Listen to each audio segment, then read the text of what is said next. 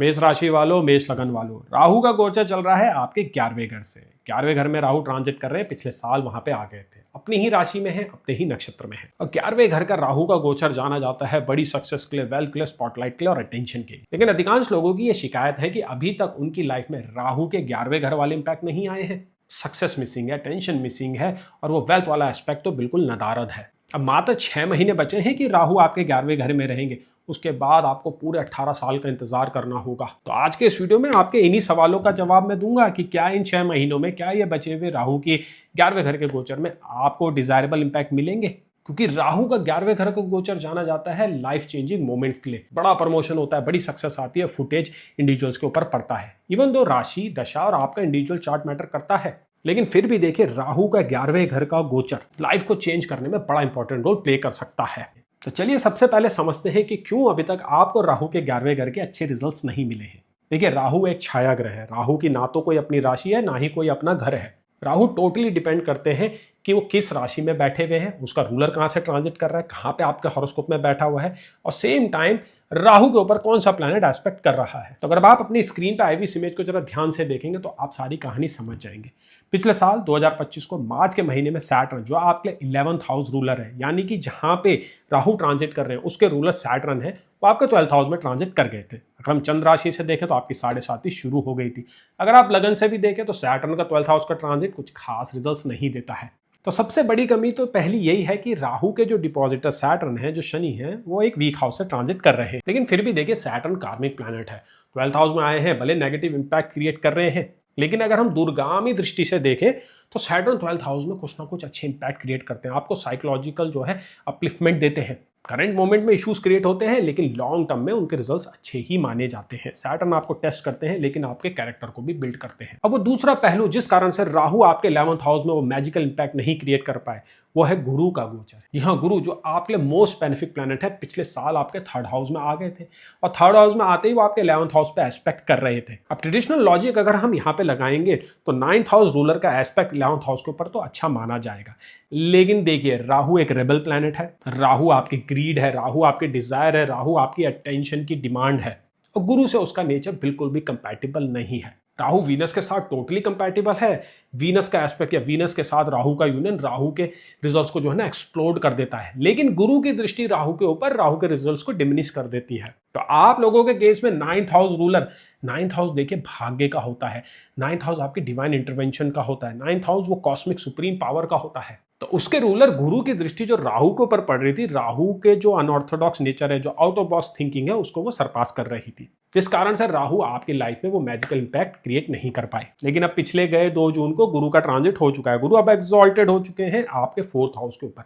अब राहु के ऊपर से उनकी दृष्टि खत्म हो चुकी है, अब राहु आपके इंडिपेंडेंट हो चुके हैं, राहु के ऊपर से गुरु का पंजा हट चुका है। तो अब वो 6 महीने हैं, अब वो समय है जब राहु आपको बेस्ट रिजल्ट देने वाले हैं। 11th हाउस का जो मैग्नीट्यूड है, जो इंपैक्ट है, अब आपको फील होने वाला है। अगर आपकी महादशा राहु के साथ अलाइंड है, या आपके हॉरोस्कोप में 10th हाउस और 11th हाउस बली है, या आपका लगन भी अच्छी स्थिति में है, तो आप लोगों के लिए बहुत अच्छा इंपैक्ट क्रिएट होने वाला है। सबसे पहले तो यह होगा कि आपकी डिजायर्स बढ़ेगी। तो आपने पिछले कुछ हफ्ते में नोटिस भी किया होगा कि कोई बड़ी सक्सेस पाने का, बड़े लार्ज गेन्स का आपका मन कर रहा होगा। आपका मन कर रहा होगा कि मैं अपनी स्किल्स को आगे दिखाऊं, अपनी डिमांड सीनियर्स के आगे रखूं और ज़्यादा से ज़्यादा सिचुएशन से एक्सट्रैक्ट कर सकूं। कुछ लोगों की डिजायर्स रिलेशनशिप के अराउंड भी बढ़ी है, कुछ लोगों की डिजायर्स खाने पीने के आसपास भी बढ़ी है, और कुछ लोगों की डिजायर्स वेल्थ के मामले में बहुत ज़्यादा इंक्रीज हो गई है। राहु देखिए यहाँ से आपके 3rd हाउस के ऊपर एस्पेक्ट कर रहे हैं, आपके 5th हाउस के ऊपर और 7th हाउस के ऊपर एस्पेक्ट कर रहे हैं। ये सारे हाउस ग्रोथ से रिलेटेड है, खासकर 3rd और 7th house. 3rd house उपाचे house है, इसके ऊपर राहु की दृष्टि काफी अच्छी मानी जाती है। क्लासिक प्लेसमेंट है करेज के बढ़ाने को लेके और कोई अनऑर्थोडॉक्स डिसीजन को लेने को लेके। कोई चीज जो आपको अब तक रोक रही थी, और राहु की जो एस्पेक्ट आपके 3rd हाउस के ऊपर अब पड़ेगी, वो आपको उस रिस्ट्रिक्शन से जो है बाहर निकाल देगी। अब आपके अंदर वो करेज आएगा, डेफिनेटली आएगा। ठीक उसी प्रकार से राहु का एस्पेक्ट जो आपके 7th हाउस के ऊपर पड़ रहा है, ये ना आपके ऊपर एक्सपोजर लेके आएगा। 7th हाउस बहुत इंपॉर्टेंट हाउस होता है एक्सपोजर को लेके। ये वो हाउस है जिसको काफी अंडर एस्टिमेट किया जाता है सक्सेस को लेके। अगर आप भवत भवन लगाएंगे तो ये 10th हाउस से 10th होता है। तो राहु का ये 7th हाउस के ऊपर एस्पेक्ट कहीं ना कहीं इनडायरेक्टली आपके 10th हाउस को भी इन्फ्लुएंस कर रहा है। ज्योतिष में क्या होती है ना, चीजें इतनी सिंपल नहीं होती हैं, चीजें इनडायरेक्ट एस्पेक्ट्स या फिर भवत भवन के कॉन्सेप्ट पे भी काम करती है। और गुरु ने जो ये अभी पिछला गोचर किया है, जो आपके 4th हाउस में एक्सॉल्टेशन में आए हैं, उनका भी डायरेक्ट एस्पेक्ट आपके 10th हाउस के ऊपर ही पड़ रहा है। तो आपका 10th हाउस अब हाईलाइटेड होता जाएगा जैसे जैसे आप समय में आगे बढ़ेंगे, जैसे जैसे गुरु नक्षत्र बदलेंगे, जैसे जैसे आगे राहु का भी नक्षत्र बदलेगा जो कि अगस्त के महीने में होना है। आपके 10th हाउस के ऊपर फुटेज बढ़ जाएगी, आपकी जो है रीच भी बढ़ जाएगी, यानी वर्क स्पेस में जो है आपको अटेंशन मिलने वाली है, एक चेंज होने वाला है, पॉजिटिव नेचर का होगा। लेकिन देखिए 10th हाउस रूलर सैटर्न थोड़ा सा टफ पोजीशन में चल रहे हैं जो कि आपके 12th हाउस पे है, तो प्रोसेस इतना आसान भी नहीं होगा, लेकिन अल्टीमेटली रिजल्ट्स आपको मिलेगा, सक्सेस आपको मिलने लगेगी। देखिए ज्योतिष में जब भी हम प्रेडिक्शंस करते हैं तो सैटर्न और गुरु का ट्रांजिट सबसे इंपॉर्टेंट होता है। इन दोनों का जो कंबाइंड इन्फ्लुएंस है वो किस हाउस पे पड़ रहा है, कहां पे उनकी दृष्टि हो रही है, कहां से वो गोचर कर रहे हैं, वो काफी कुछ डिसाइड करते हैं आपकी दशा के साथ और नेटल हॉरोस्कोप के प्लेसमेंट्स के साथ। लेकिन इसका मतलब ये नहीं है कि राहु की वैल्यू कम हो जाती है। एक्चुअली राहु अनसीन फोर्स है, राहु ही वो डिसाइडिंग फैक्टर है जिसके ऊपर आपकी सक्सेस का मैग्नीट्यूड डिपेंड करता है, खासकर आज के इस कलयुग के दौर में, क्योंकि ये राहु की ही एज है। आज के इस दौर में राहु को एक नेचुरल एडवांटेज मिला है सभी ग्रहों के ऊपर, इसलिए जिन लोगों की कुंडली में राहु पॉजिटिव होता है आज के जमाने में उनको नेचुरली सक्सेस मिलने लग जाती है, नेचुरली उनको एडवांटेज भी मिलता है, काम उनके ईजिली बनने लगते हैं। थोड़ा सा अनफेयर सा लगता है क्योंकि कई ऐसे लोग हैं जो गुरु द्वारा डोमिनेटेड है, जिनके हॉरोस्कोप में गुरु बहुत अच्छा है, लेकिन सक्सेस के लिए उनको थोड़ा सा जो है एक्स्ट्रा हार्डवर्क करना पड़ता है। जबकि राहु द्वारा डोमिनेटेड लोग इजिली सक्सेस अचीव कर लेते हैं, उनके अंदर वो फ्रिक्शंस नहीं होते हैं, चीजों को इजीली वो कह पाते हैं, इजीली लोगों को मैनिपुलेट भी कर पाते हैं, सिचुएशंस और सराउंडिंग अराउंड उनका बहुत अच्छा कमांड होता है। तो ऐसा ही कमांड, ऐसी ही इंटेंसिटी और अपने सराउंडिंग के ऊपर कंट्रोल राहु कुछ समय के लिए आपको भी देने वाला है। जी हाँ, वो मौका आपको भी मिलेगा कि आप एक्सपीरियंस कर सके कि वो राहु द्वारा फीलिंग कैसी होती है, वो राहु वाला कंट्रोल कैसा होता है, राहु वाला माइंडसेट कैसा होता है। तो आपके अगर कोई बड़े गोल है या कोई बड़ी डिजायर्स है तो उसको कहीं पे लिख लीजिए और उसको परस्यू करना शुरू कर दीजिए, खासकर बिजनेस के अराउंड, क्योंकि ये ऐसा गोचर है जो आपको बिजनेस में सक्सेस दिला सकता है, उसकी एक फाउंडेशन वो डाल सकता है। 10th हाउस आपका काफी जो है एक्टिव होने वाला है आने वाले समय में, तो अभी से अब आपको स्टेप लेना शुरू कर देना होगा, अभी से गाइडेंस लेनी शुरू करनी होगी और रिसर्च भी अपनी शुरू कर दीजिए। इन्वेस्टमेंट के लिए जो है हार्डवर्क करना शुरू कर दीजिए, अपने जो है लाइजनिंग के ऊपर काम कीजिए, अपने नेटवर्किंग के ऊपर काम कीजिए, क्योंकि राहु 11th हाउस में नेटवर्किंग के थ्रू काम कराता है। कुछ ऐसे लोग आपको मिलते हैं जो पावर में होते हैं, जिनके पास फाइनेंसेस होते हैं, जिनके पास एक्सेस होती है, तो राहु अब आपको वो एक्सेस, उस सर्कल में एंट्री और वो रीच आपको वो दिला सकता है। आपकी राशि मेष है, आपका लगन मेष है, कई बार आप काफी जो है प्राइड में आ जाते हैं, थोड़े ईगोइस्टिक आप होते हैं, लेकिन इस बात को समझ लीजिए, अगर राहु के 11th हाउस के रिजल्ट्स को आप एक्सपीरियंस करना चाहते हैं तो उस प्राइड को कुछ समय के लिए आपको साइड रखना होगा, नेटवर्किंग के ऊपर काम करना ही होगा। और यहाँ पे सैटर्न आपको 12th हाउस में काफी हेल्प करेंगे, क्योंकि 12th हाउस का सैटर्न और ये 7.5 का एक्सपीरियंस आदमी को काफी हम्बल बना देता है। जहां भी आपको झुकने की जरूरत होगी, जहां भी आपको किसी के सामने सबमिट होने की जरूरत होगी, तो उसको आपको जरूर करना होगा, अपनी ईगो को साइड रखना होगा, तब जाके आपको राहु के 11th हाउस के और अच्छे रिजल्ट्स मिलेंगे। और 18 जून से देखिए गुरु की एंट्री होने जा रही है पुष्य नक्षत्र में। गुरु पुष्य नक्षत्र में बहुत अच्छे रिजल्ट देते हैं। गुरु का एक्सॉल्टेशन का जो रियल एस्पेक्ट है वो अब आपको एक्सपीरियंस होने वाला है। 4th हाउस आपकी प्रॉपर्टी का होता है, आपकी जो है इनर डिजायर्स का होता है, आपकी इच्छाओं का होता है, सुख संपत्ति और शांति का भी होता है। घर के डोमेस्टिक माहौल को भी हम 4th हाउस से ही देखते हैं, तो 4th हाउस के अराउंड काफी चीजें होने वाली है। और 4th हाउस ना नेचुरल हाउस है मून का, और राहु जो है मून का ही नोड होते हैं, तो राहु और 4th हाउस को ना एक यूनिक रिलेशनशिप है, एक अनोखा रिलेशनशिप है, एक अनोखा कनेक्शन है, और वो कनेक्शन अब और फ्लेयर अप होने वाला है, एक गहराई एक सामने आने वाली है, एक सोच और एक नई समझ आप डेवलप करने वाले, जो आपकी लाइफ में आपको काफी हेल्प करेगी। वैसे भी गुरु 4th हाउस में नई सोच देते हैं, आत्म मंथन की एक जो है प्रेरणा भी आपको देते हैं, तो यूनिक सी पोजीशन आप लोगों के लिए बन रही है। एक साइड राहु का एक्सॉल्टेशन 4th हाउस में पुष्य नक्षत्र में, और दूसरी साइड राहु आपके 11th हाउस में जो एक्सपोजर दिलाता है। तो आपको दिखेगा आपके दिनचर्या में आप नए नए लोगों से मिल रहे हैं, नए नए आपको एक्सपोजर मिल रहे हैं, नॉलेज से आपका पाला पड़ रहा है, और शाम को आप शांति में उन चीजों को एक्सपीरियंस कर रहे हैं, ऑब्जर्व कर रहे हैं, उनसे कुछ लर्न भी कर रहे हैं, सेल्फ रिफ्लेक्शन आपका बढ़ जाएगा। तो ये जो सेल्फ डेवलपमेंट है जो राहु आपके पास लेके आने वाला है, ये लाइफ में आपको बहुत ज्यादा हेल्प करेगा। इन बातों का अभी से समझ लीजिए, ताकि उस बिहेवियर को आप अडॉप्ट कर सके, उस थिंकिंग को आप अडॉप्ट कर सके और ज्यादा से ज्यादा मैक्सिमाइज कर सके सिचुएशंस को।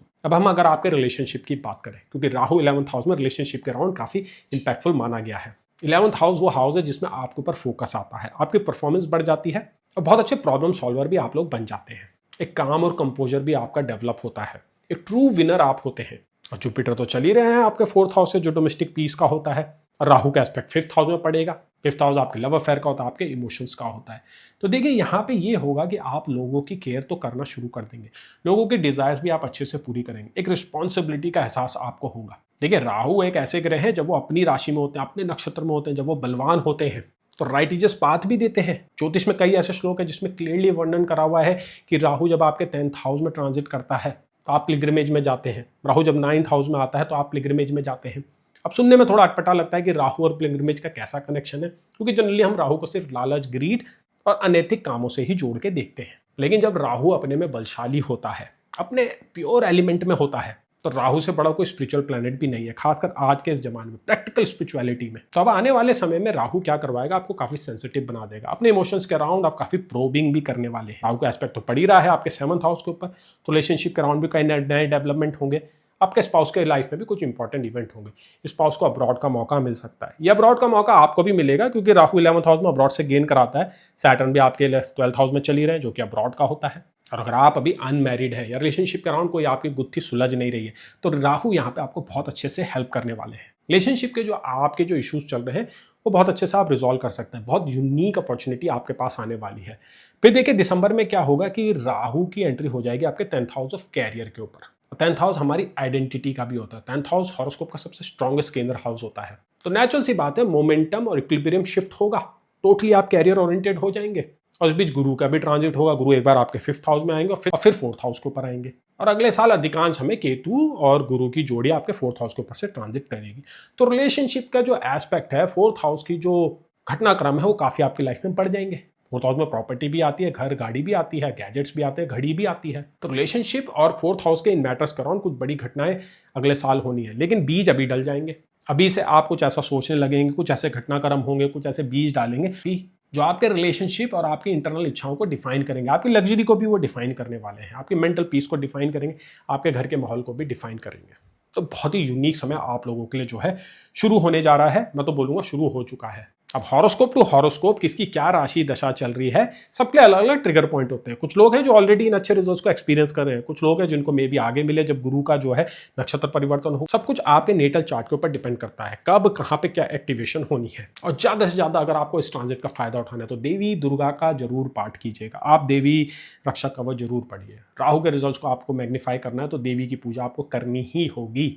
सेम टाइम मैं ये भी आपको एडवाइस दूंगा कि जो डिपॉजिटर है राहु के सैटर्न जो 12th हाउस से चल रहे हैं, उनको भी आप पैसिफाई कीजिए। उसके लिए आप हनुमान जी की पूजा कर सकते हैं, क्योंकि हनुमान जी मंगल को रिप्रेजेंट करते हैं। मंगल आपके जो है लग्नेश राशि के लॉर्ड भी हैं। तो एक तीर से 2 शिकार होंगे। तो मैं आशा करता हूं कि राहु की जो ये बची हुई 6 महीने की अवधि है, आप लोगों को बहुत अच्छे रिजल्ट दे और आपकी मनोकामनाएं पूर्ण हो।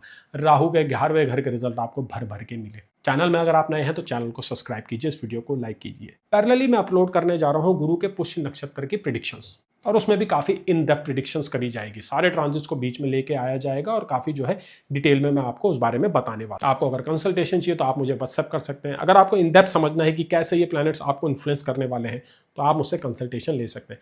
क्लासेस भी आपको चाहिए तो आप मुझसे कॉन्टैक्ट कर सकते हैं। नीचे मेरा नंबर दिया हुआ है, डिस्क्रिप्शन में भी आपको लिंक मिल जाएगा। तो चलिए अब आगे बढ़ते हैं, जानते हैं अगली राशि का हाल, जो कि है वृश्चिक।